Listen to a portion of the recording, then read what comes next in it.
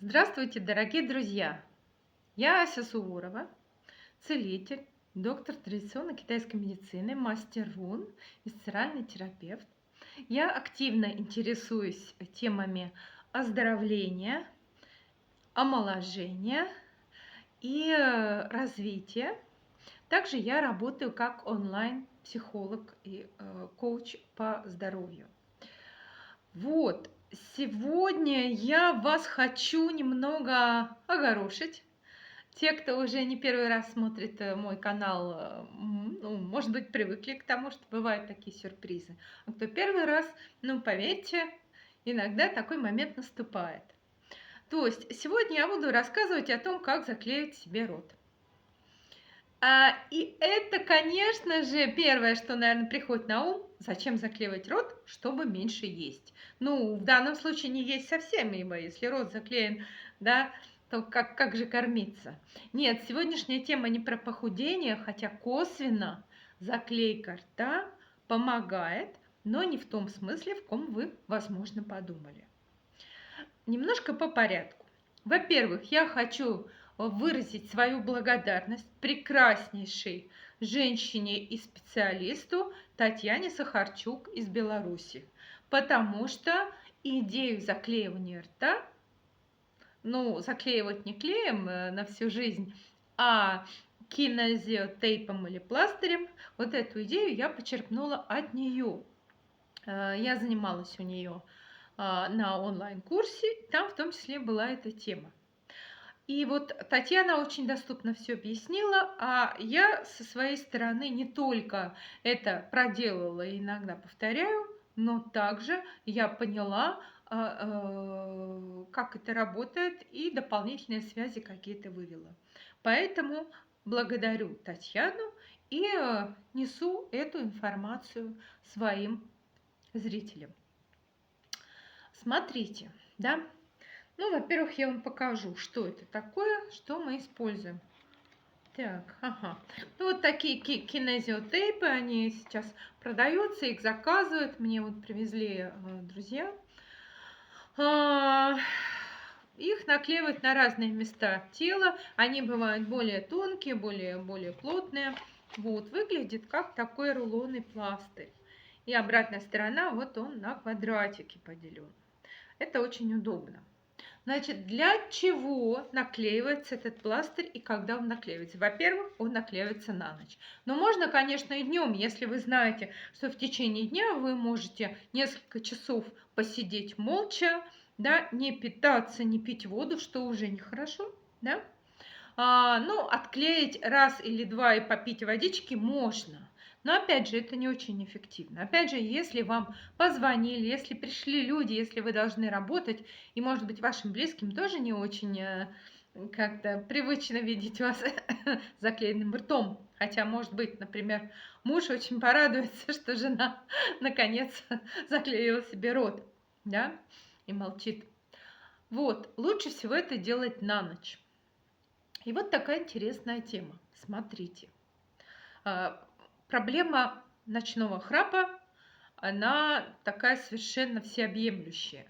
Когда я росла, у меня папа храпел так, что, ну, не знаю, целые оперные рулады выводил. Вот. Ну, и он любил спать на спине, и у него, соответственно, шел вот этот звук. Дедушка храпел тоже очень сильно, хотя папа был такой достаточно грузный, ну, именно живот у него был очень большой.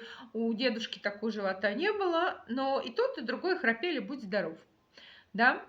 Кроме того, я знала довольно много других людей, которые храпели. К моему большому удивлению, став уже взрослой, я поняла, что храпят еще и женщины. Я раньше думала почему-то, что это мужская привилегия. Стали говорить, храп это потому, что искривлена перегородка в носу и делают очень такую серьезную и, как я знаю, кровавую операцию, исправляют эту носовую перегородку, это неприятно, это очень больно. Я слышала от людей, которые это сделали, потом все восстанавливается. Но гарантии нет, оказывается, храп возвращается. То есть перегородка косвенно влияет. Но начнем с того, что когда ребенок рождается, если у мамы тазовое дно не совсем в порядке, если есть искривления, они практически у всех, и если не правили потом головку, лицо вот этому ребеночку, то, как правило, у всех смещено в одну сторону. У меня есть смещение влево, но не очень сильное. Это не влияет особенно на мое лицо, но все-таки есть асимметрия, в том числе и там, вот нужно, если голову так поднять, да, рисунок ноздрей. Если не полностью симметрично, значит есть отклонение. Вот, то есть да, но тогда возникает вопрос, а что же этот человек не храпел в 20 лет и даже в 30, а в 40 захрапел вообще так, что мама не горюй? Что же у него нос искривился только в 40? В общем, нет. Основная причина не такая. Основная причина очень простая. Мы все стремимся к Земле, да? Тело под влиянием сил тяготения стремится к Земле. И происходит обвисание мышц, обвисание связок. Вот да, язык во рту в норме, когда мы не разговариваем, не едим, должен находиться наверху. Наверху, слегка касаясь верхнего неба. А теперь я вам предлагаю поделать такую, ну как сказать, практику самонаблюдения. В течение дня несколько раз понаблюдайте за собой. А где ваш язык, когда вы им не пользуетесь в каких-то целях, да? Я уверена, что у большинства людей, по крайней мере, старше 40, а иногда и моложе, все зависит от ткани, от их особенностей, да, от генетики в том числе. И если вы понаблюдаете, обнаружите, что язык у вас висит, опускается вниз. Он не так опускается, что вы выглядите как дебил, да? Нет, конечно. Но он имеет тенденцию находиться внизу. А раз так, он все время находится внизу, понимаете, связки не подтягивают вот эту часть. Кажется, что там язык? Язык это очень мощная мышца, могучая на самом деле. Да? В традиционной китайской медицине говорится о том, что язык, он связан с сердцем напрямую, да, с сердечно-сосудистой системой. И вот представьте себе, он у вас все время вниз, и все тянется. И вот это вот здесь вот тоже все, с одной стороны, напряженное, а с другой стороны, то, что ниже, отвисает. Но так всегда. Одна мышца перенапряжена, другая в качестве компенсации слишком расслаблена. Вот эта часть расслабляется, поэтому и, да, и меняется лицевой угол черепа из-за того, что тоже из-за постоянного напряжения и перерасслабления мышц здесь происходит изменение челюстного угла. Да? Он должен быть здесь, ну, максимально приближен к 90 градусам. Да? Ну, у меня не 90, конечно, но мне годов-то немало, а я все время что-то подделываю сама со своим лицом. Ну, у меня корыстная цель, я не хочу ходить к косметологу. Мне, конечно, приятно, что кто-то повозился с моим лицом, но я знаю, что кожа это вообще не важно. Это в меньшей степени важно. Важнее всего это мышцы и это скелет, конечно. И вот я, видите, вот занимаюсь, да, вот у меня соответственно. А если вы посмотрите на свой челюстной угол, то, возможно, вы убедитесь, что он у вас, там, я не знаю, стремится к бесконечности. И тогда, мои дорогие, обвисает все просто будь здоров как.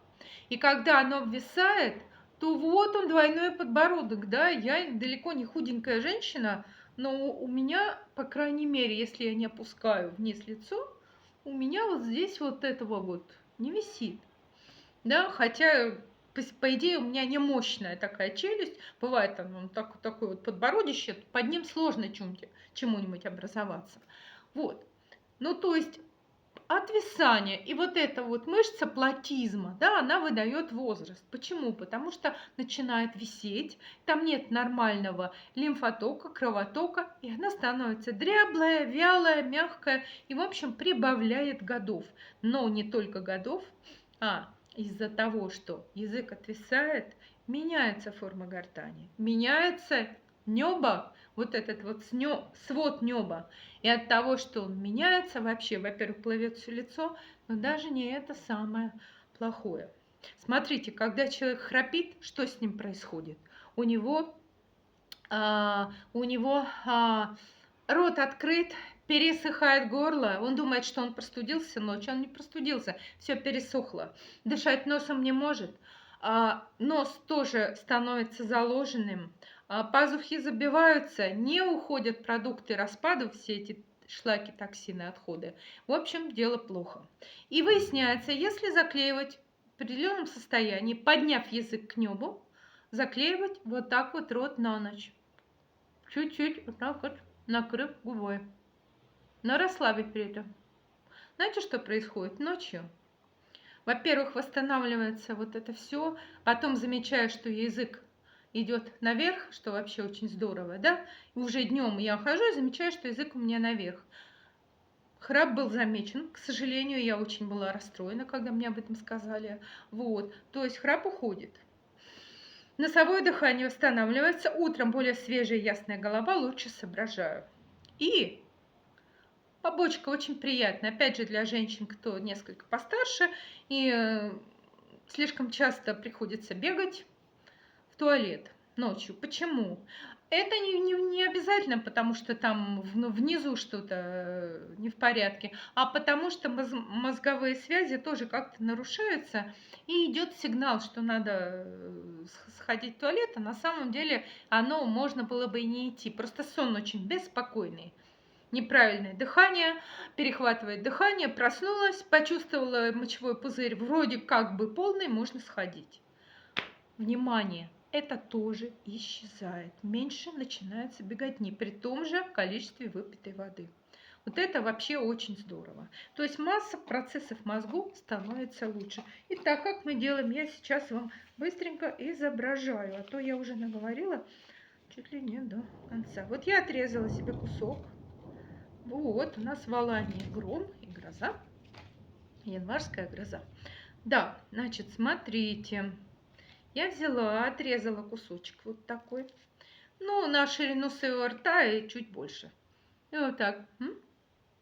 Язык поднимаю наверх, прижимаю к небу.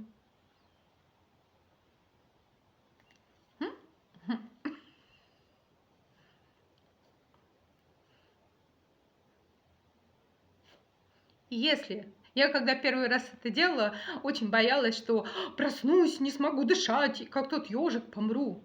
Нет, проснулись, чувствуете, что все, вам хватит, отклеили, или можно отклеить, заново наклеить. Но по много раз это делать нет смысла, потому что липкий слой уходит.